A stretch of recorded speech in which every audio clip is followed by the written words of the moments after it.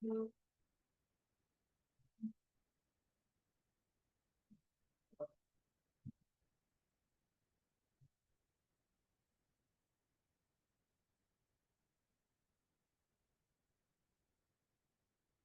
everyone. Welcome. I appreciate your coming today. Thank you. For centering today, we're going to practice looking up. It's shown, research shows that when we look up, whether we are looking up in nature or looking up at interesting architecture, or simply just looking up. So raising your gaze. So, just pretend there's something really interesting up there.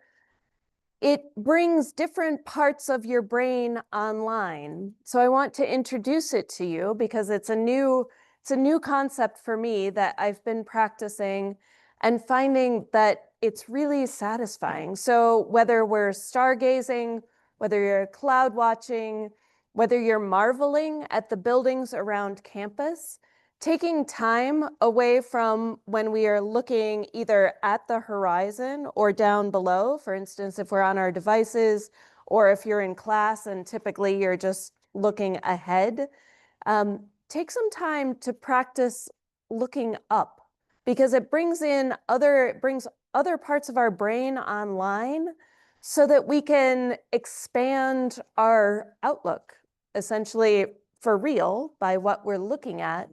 But then also it helps us to be more outside of ourselves a little bit and bringing in new information and using other parts of our brains.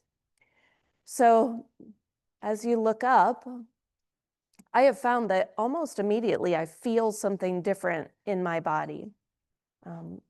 So I hope that this practice might bring you something interesting, and I'd love to hear more about it if you take time to do it, and then we can talk about it another day. I think I'd be really interesting to see what you found out about it. An announcement. Part of the syllabus is that you have 2 events assigned to you that we have given you a long list of choices. Each event is worth 2 points and you write just a 1-page reflection. The first of which is going to be done by October 31st and the second one is done by December 5th. So the details for that are now in Canvas, as well as the events list, some of which are coming up very soon, like this weekend. So you might want to take a look at that because the variety of events that are offered there, all kinds of opportunities for you to take in interesting things that are happening on campus to make some other connections. So that's in Canvas now with all kinds of the details for you. So that's there. In this class, we're going to be bringing together a few pieces. So we've talked about origins, we've talked about all of the stuff of the universe, how it created our planet, how it created us. That brings together the cycles class that we talked about the other day. When Brendan did class last week, the concept that he was talking about was home, the way that we connect to the idea of home, and he used the example of music, how music connects us and brings us into ourselves sometimes. So the power of music can sometimes make us feel at home. So I'd like you to take in this first video, really brief, but it expands this idea of home and makes some connections that we haven't yet gotten to make. So take this in. I am home. I give you comfort. I shelter your family. See me for who I am. Home, sweet home. I am your refuge. I am the floor that supports you. The foundation that keeps you steady. The walls that give you shelter the roof that protects you. I am your home. If you don't take care of me,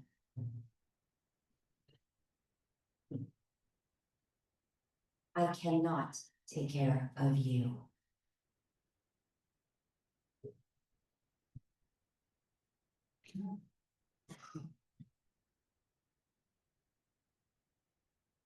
So when we think of this concept of home, Earth as home, and all the things that are required to keep a home going, right? Healthy and safe. So I just wanted to bring that around to you, the idea of home, how we find home inside ourselves, how we find home in our dwelling places, how we find home within the earth.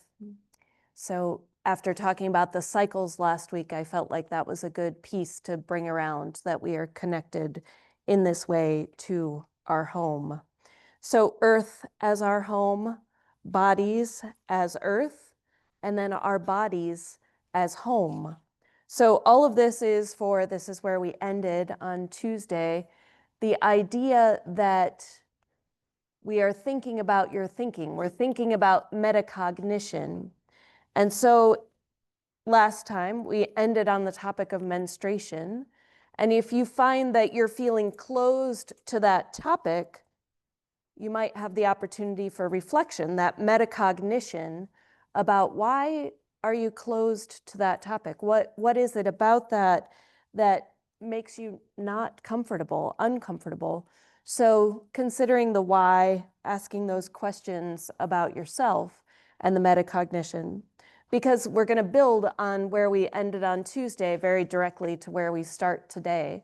That menstrual cycle is the distinct cycle. It's this macrocosm that we have inside of our beings as humans. It shows up, particularly in females, as this mooning cycle. It was in that Dagara tribe quote at the very end. She talks about the power of the mooning woman. And so what it is, like why mooning? It's because that cycle is 28 or 29 days, just like the cycle of the full moon, from one full moon to the next. So there is this connection, right? So today's class includes a trigger warning. We're going to be talking about birth and death in some very specific ways. And so if at any point you don't feel well in the class and you need to excuse yourself, then please do that. Take care of yourself. So thinking back to that Wednesday's class and the separation that we have from this discussion around the menstrual cycle, the notion of the cycle that life can be brought forth from the power of this cycle. So we're going to take this further now and think about the process of birth. When that egg is fertilized, what happens in the next steps then? So I'd like you there on your journal on page 43 to write your beliefs about giving birth. Do it 3 times. I believe giving birth is what? Fill in the blank 3 times.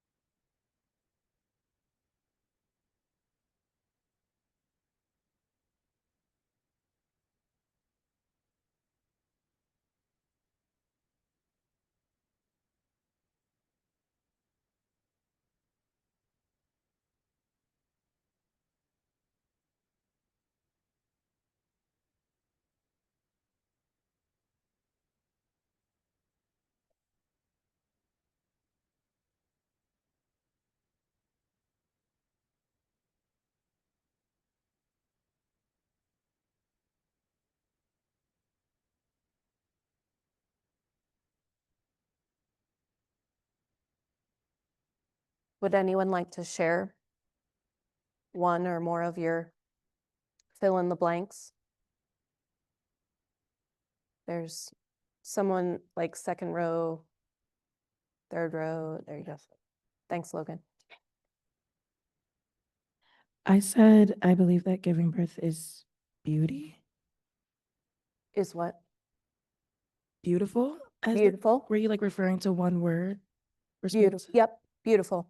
Great. Thank you. How many people had something similar to that? Beautiful. Okay. Lovely. What else? Up here in the front.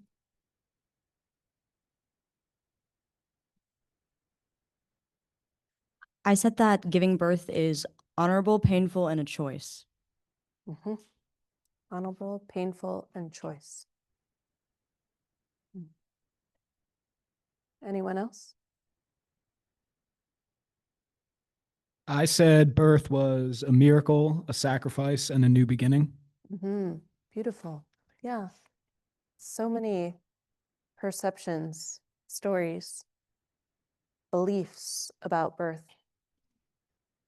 So we're going to touch on a wide variety of what you have said over the course of this class, considering that about 300,000 children are born each day, 300,000 children born each day around the world, and how each of those births is unique based on all sorts of things: race, religion, socioeconomic factors, history, cultural norms, beliefs, feelings, experience, age. So many different things go into each of those children coming into the world. The way that a society gives birth to their young speaks volumes. So what I have is my own experience. And so I'll share some of that with you today. So my first kid, Isaac, I didn't know that it was a boy at the time. So very excited. I was a biology major, and so I knew what was going to happen, right? I had studied this. I understood the process of the child growing, how that was all happening inside my body. I was 27 at the time. I'd been married for 5 years, and I was so excited to feel this baby growing inside my belly. I knew how my body would work, right? And that's only part of my equipment, is what I discovered. I knew how my body would work. So then the rest of the adventure, right? I didn't know how important the rest of my equipment was in the process. We did a childbirth class that led us on a tour of the hospital, taught us about the medications that were going to be offered, but I really wanted to have a natural birth. And so I didn't pay too much attention to all of those medicines part. I felt I was ready to do that, right? I was in pretty good shape. I was healthy. I was young. I loved the process of being pregnant, the feeling of it. And yet I was not ready emotionally, physically, mentally for the process of birth. My stamina, my intuition. The evening that labor started, I thought that I had indigestion. I had eaten dinner at my brother's house. Isaac was late coming, and so we celebrated by having a birthday cake to hopefully encourage his arrival. And when it started, I just didn't feel good. And then suddenly the pain increased very quickly to a point where that I was not at all prepared for. I believed that I couldn't relax, and so therefore I couldn't relax. I got scared, I got worried, I got anxious because the pain was different than what I was expecting. So I ended up going to the hospital very early on in that delivery process and got all the medications that I hoped that I wouldn't have to get, right? First they tried to slow down the contractions with Pitocin, and then that affected other things.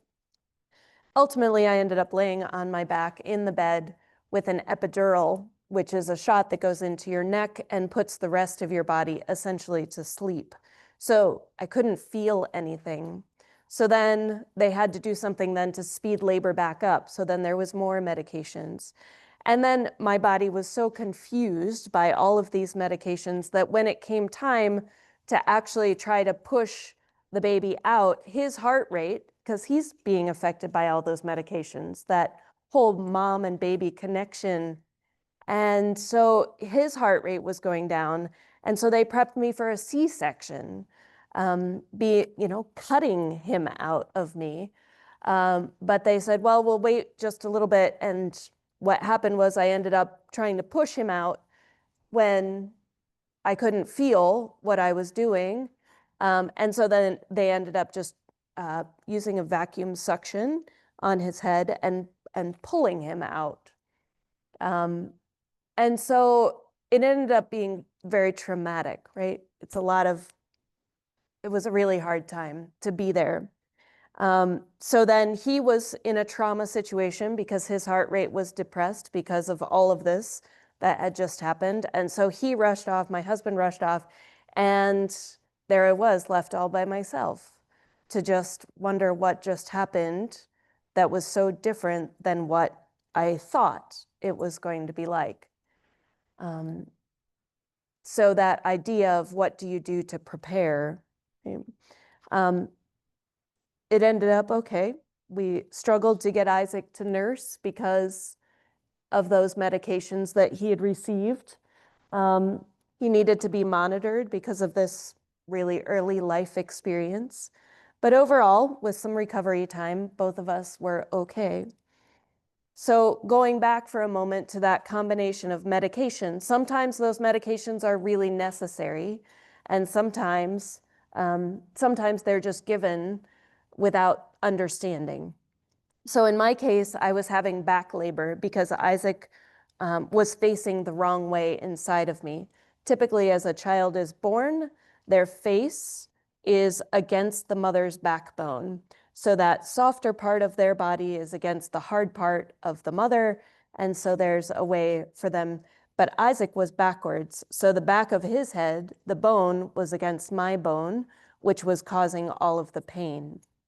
So without understanding of what was going on, that means that there was all these medications, all these things that were, that almost led to a cesarean section.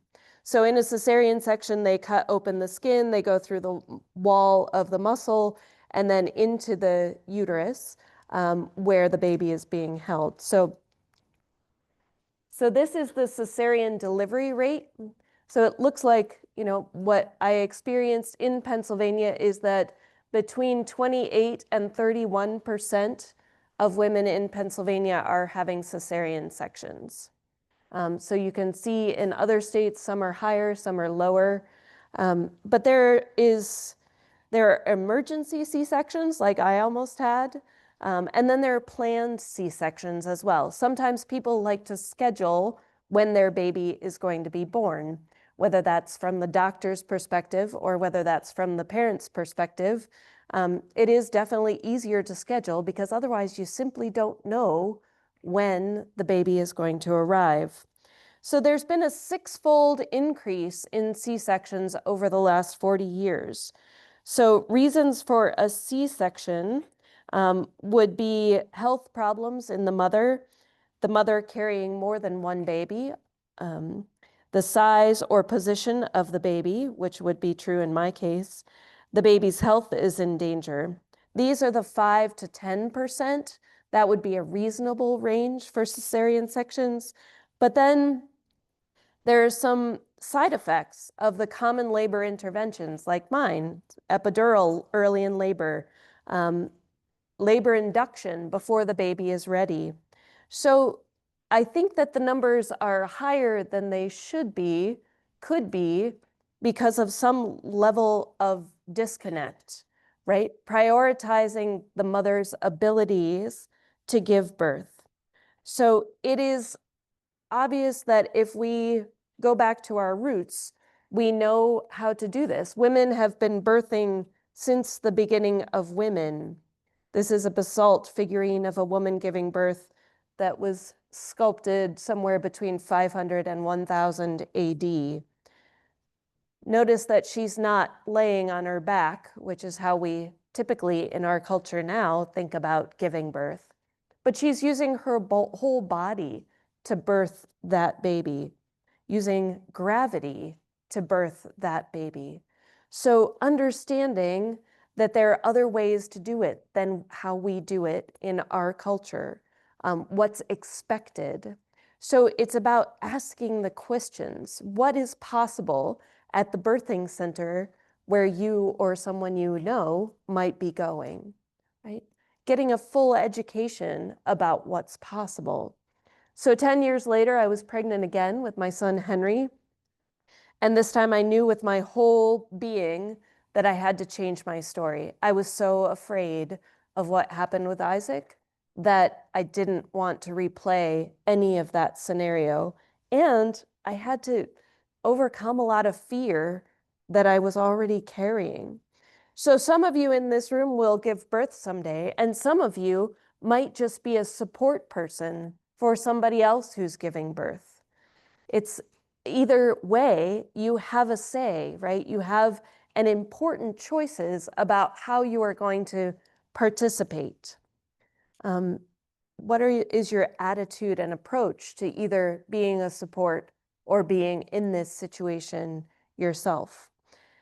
So I used this book to change my story. I knew the birth wouldn't go well if I went into it full of fear. That's simply what our fear response is everything cramps up, and that's the last thing that's helpful when trying to move a baby out. So I talked to other women about their experiences. I did art projects that engaged more than just my brain in this process, right? I got my heart into it, my gut into it, created some art.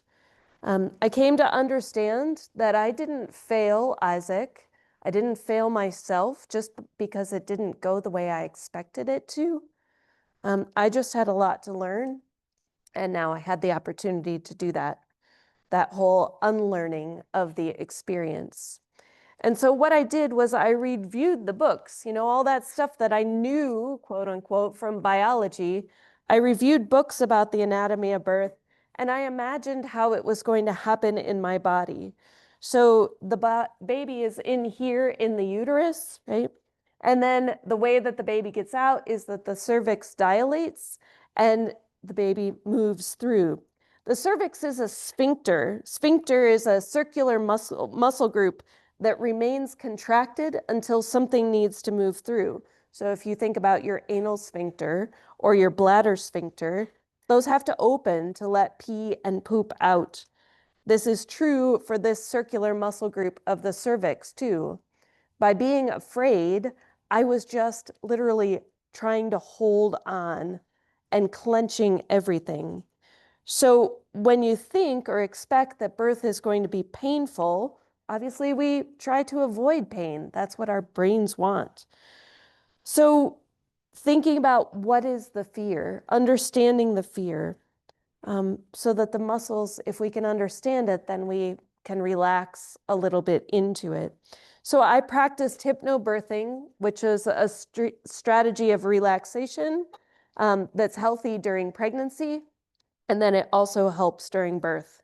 So also changing those words when we think about the little words, rather than contractions, there are uterine surges. That's what's pushing the baby out. Rather than holding your breath, it's breathing the baby down. Rather than the water breaking, it's your baby signaling readiness for birth. It's not a trigger for fear. Rather than the most painful thing you'll ever experience, it's the hardest thing you'll ever get to do. When you change the language, it changes the experience and shifts the connections and the beliefs. And so Henry's birth, also in a hospital, also with the same medical system, and also in the wrong position. But using the hypnobirthing techniques and focusing on the beautiful opening of my body, And I moved around a lot. I walked a lot. I changed my position a lot. And it was a whole different experience. It was very peaceful, even though a lot of the same factors were true. So my relaxation allowed him to turn into the right position before he was born. And with no medications, I was able to feel everything. There's this really cool reflex that babies have. When you push on the bottoms of their feet, they automatically push back. So when Henry was birthing, his feet were up here under my ribs, and the uterus contracts, which meant that it was pushing on Henry's feet. He pushed back, and I could feel him working with me to push himself out. So it became a very different experience. It became an ecstatic experience. It became understanding how my body, I can know, I can intuit, I can know, I'll understand my equipment that's going to help me give birth, right? So that difference between you don't know how to give birth, you have to go to these classes, or that you can know with all of your equipment how to give birth. You will be a patient versus a participant. You may be numbed with painkillers, or you can learn how to meet your discomfort. Incredibly painful versus really hard. Birthing is to be survived versus birthing can be an ecstatic experience. So because I was able to change my story, understand more from the assuming that I just would know to getting some more information, talking to other women about it and their experience. So the difference between running a marathon, right, 26 miles, I bet I could do that. Like, I bet I could go 26 miles. But if I prep myself, it's going to be a much more pleasant experience emotionally, physically, mentally. So every body is different. I have no judgment around people who need C-sections or need medications. All situations are different, but the more that we can understand, then the less we'll go into it with these assumptions, right? So I'm curious about whether you know your birth story. It might be a really interesting place for connection with your mom, if you have that opportunity to ask. So birthing, the flip side of that is that we also die. Eating is receiving nutrients. We've talked about that. Earth, water, fire, air, and space combine to make this food. We take the lives and labor of numberless beings that we may eat. May we be nourished, that we may nourish life. So take a moment and talk to your partner about that Joan Halifax quote. What do you think about that? What does it mean for you?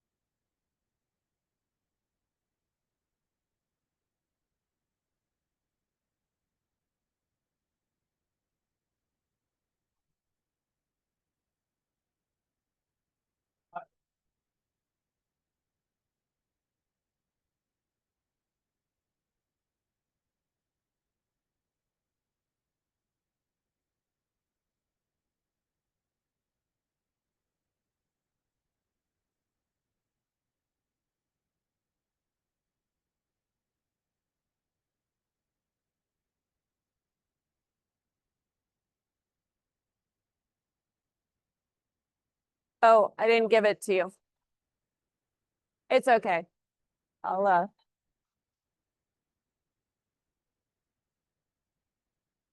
Oh, today I'm feeling chaotic.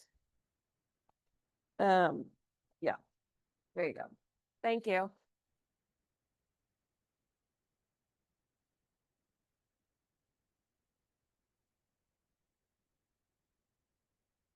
Who would like to speak to this?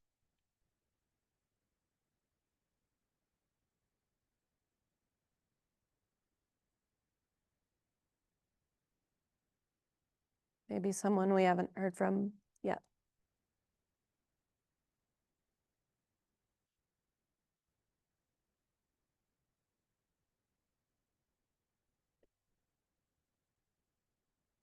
All right, all good. So we are this. We have a deep relationship with dirt, whether you choose to acknowledge or not. Carbon, hydrogen, oxygen, nitrogen, heavy elements. Soil are the nutrients, the medium that holds it all, shares it with the plants that then share it with us. We've considered the ways that we are directly part of that cycle through. So now from birth to death. So I grew up in a cemetery, I like to say. My grandfather was the curator of my town's cemeteries. And so that's where I learned to drive. That's where we fly kites with my kids even now today. It's where I learned to ride a bicycle. It's where 4 generations of Andersons before me are buried. So a long history of time in that cemetery. I grew up and then I was my grandpa's assistant mowing the cemetery. And so it was has been a very special place for me. And yet it wasn't until I really started thinking about what a cemetery stands for, and how burials are done. You know, as I was mowing, I was the push mower and I mowed around each of the gravestones. And thinking about the difference between the Andersons that had passed in the 1800s and what they experienced at their death, and burial, and then what people today experience. And so here we go back to this. Are we a part of, or are we a part from? This is a photo of a body wrapped in a shroud, ready to be placed in the ground. What are your thoughts and feelings on this? Talk to your neighbor.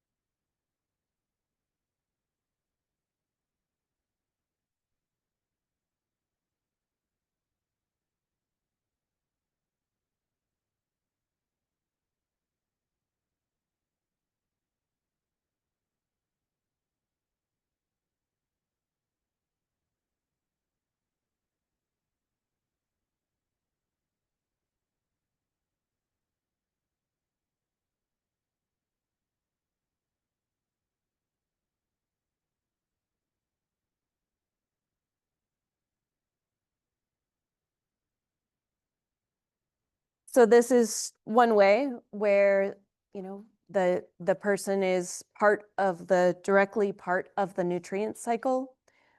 This way isn't offered or chosen very often. Chosen is a better word there. Typically, this is the corpse preservation method. So the body is laid naked on the stainless steel embalmer's table, and then the body is completely drained of blood. All of the organs are extracted. They inject embalming solution through the carotid artery, and then injecting embalming solution into the abdominal cavity, and then injecting embalming solution into the femoral artery, and then letting the body dry out naturally, and then applying cosmetics to the face to hide discoloration and chemicals to prevent decomposition. That embalming solution is made of formaldehyde, glutaraldehyde, methanol, which is on the EPA's list of top 10 environmentally hazardous chemicals. It's a carcinogen in humans and other animals. Mortuary workers experience the higher incidences of nasal cancer, leukemia, heart disease, diseases of the respiratory system, and suicide. And then those chemicals go into the ground. So why do we do this? why would you choose this? Why do some people choose this? Does anybody want to say anything?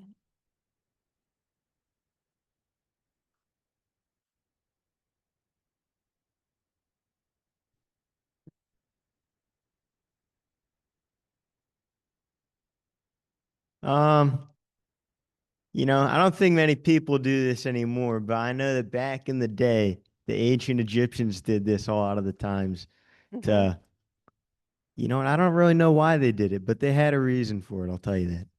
Yeah, And- so it's been around for a long time. This particular process became popular after the Civil War. So, yes. Testing? Okay. So when I first saw this slide, I thought of like funerals. Like if it's an open casket funeral, I don't think a family would want to see like a dead looking family member. Like that would be Right. really sad to see. So I think it's in part for the family. Yeah. And then it's also probably like profitable for like all those chemical companies and like funeral homes. So there's like a two-part thing here. Yeah. Thank you for saying both. Yeah. Anybody want to add? My answer is very similar to the person who spoke before me, but like death is kind of taboo, especially in like our culture and Western culture. So it's kind of like a disconnect like from the idea of death. Like we know that the person died, but when we see them like the open casket funeral and they look like they're alive, Yeah. that's supposed to be more comforting than imagining them or seeing them decomposed. So Mhm. Yeah.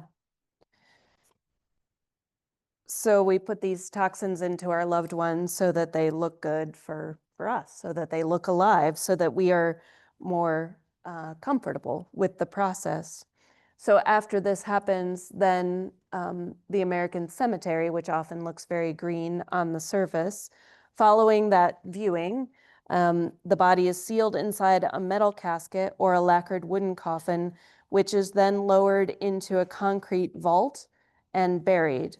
The reinforced concrete tomb is covered with a ton of dirt, planted with a monoculture of grass, which is kept artificially green with fertilizers, pests, and weed killers. So when we look at a local cemetery, it might look peaceful and natural. And then below the surface, what's going on is a lot of disconnect, right? Hazardous wastes and non-biodegradable materials. So as I said, in my growing up, I watched lots of funerals just happening to be in the cemetery, lots of burials, and never really thought about this. And so now it was then just what culture said was what was the thing to do.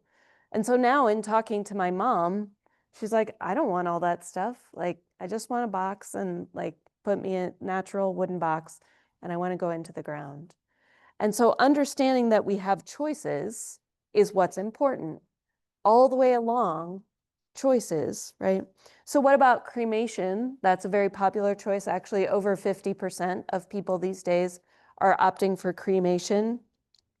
The body is placed in a vessel that is combustible yet strong enough to hold the weight. The cremation takes place in a specially designed furnace, referred to as a cremation chamber or retort, exposed to extreme temperatures up to 1800 degrees Fahrenheit, leaving behind only the ashes.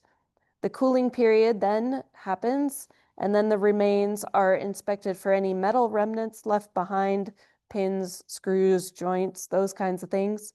And the metal is often removed by hand or with strong magnets and often sent for recycling. The cremated remains then are ground down by a special processor into the final ashes. So the important environmental aspect that I have found to consider here is the amount of energy used to burn the body to ash. It seems as though the math computes to about 28 gallons of gasoline of fossil fuels. And so for me, that would be like driving my car to Miami. Non-renewable resources. So that'll contribute to fossil fuel things that we're going to talk about pretty soon. So cremation, another option. There's also this. There's an Italian company that has developed these human body tree pods that you can purchase. they are, it says, I looked up, they are gaining popularity, but still not available for order online as of right now. So I understand this, but I also understand that you don't really even need a product. So when you think about death, I'm going to use this example of my goofy, fun-loving Labradoodle Winston that died very unexpectedly in my home one evening. I didn't know that he was unwell. I came home and he was laying outside the back door, unable to go through the dog door. So we carried him in, built a fire in the fireplace so that we could all warm up and be cozy. And then just over the course, we called the vet, but it was pretty quickly realized that we weren't going to be able to do anything for Winston. And so we just were there with him as he slowly passed away. My oldest son, Isaac, wrapped himself kind of around Winston and just held him as he died. And it was just part of, I was cooking dinner, we had some music on. We were all just there, and it was this beautiful passing of life and death. And then we buried Winston out in the backyard under a tree that he'd like to hang out under. So I understand Winston is a dog, and yet what is different? How can we transfer this story to apply to us? That peaceful moving from life to death, and then what happens after death. It's possible, and there are cemeteries in the United States, in Pennsylvania, that support these kind of burials. So will you show that video for me? This video comes particularly from a cemetery in Rhinebeck, New York, but there is one in Pittsburgh and other places in Pennsylvania too. I have newly ordered pizza. Rhinebeck Cemetery offers a different kind of burial. It's for people like Gina Walker Fox, who want to be laid to rest without embalming and without a fancy casket. She's among the growing number of Americans choosing a green burial. These graves are mounds on the forest floor. One man was buried in a beloved blanket. Fox will be buried by a tall tree. I love the thing about just being wrapped up and going back to the ground. And that seems to be a very easy way on the environment and an easy way on the human body. Green burial practices are legal in every state, and the number of cemeteries around the nation offering the option is growing. In Rhinebeck, New York, a dirt mound is placed right on top of simple blocks or a ship. What happens over time, and the reason why we don't level it off, is that eventually this will all recede and it will sort of go back to a kind of flat forest floor. Skipping burial vaults and embalming can save money too. In Western Massachusetts, Mary Lauren Fraser used burial urns and coffins from willow. The biodegradable coffin draws all sorts of reactions. A lot of people, way more people coming in and saying, is that a coffin? Did you make that? Is green burial legal? Can you tell me more?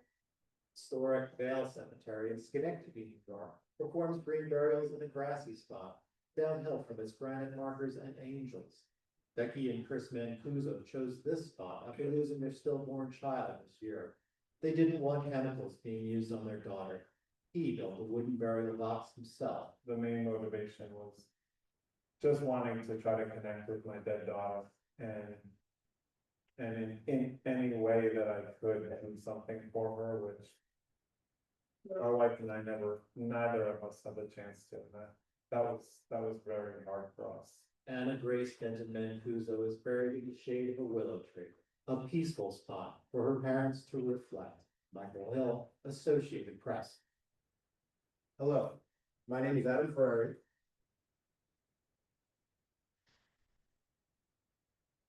So even considering, even at death, considering separation or connection, what's that going to be? So for your discussion question this week, just what is your notion or perception of natural? It's different for all of us, different ways, different places of connection. And so I leave you with this quote by John Maxwell: "Life is a matter of choices, and every choice you make makes you." Choose to write that down if you'd like. And I hope that you enjoy this gorgeous day. Thank you.